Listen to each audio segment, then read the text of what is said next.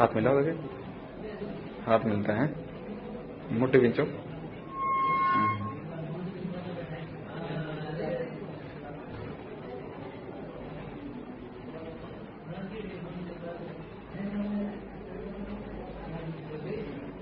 इतना तक आ जाओ है।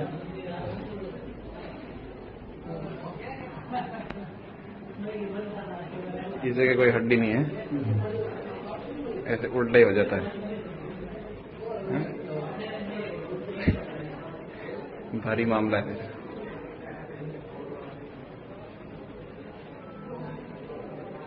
इधर तक हड्डी है, यहाँ हड्डी है, इसकी गैप में हड्डी नहीं है। अंगुली सीधी करो, अंगुली सीधी करो। अंगुली सीधी नहीं होती, अंगूठा सीधा नहीं होता है ना।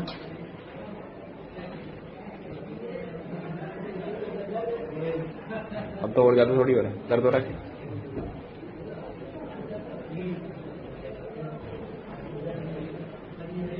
दूसरा हाथ ठीक है ना, ये हाथ रेडी। दोनों हाथ पकड़ो, लगे आपस में, मुट्ठी खींचो।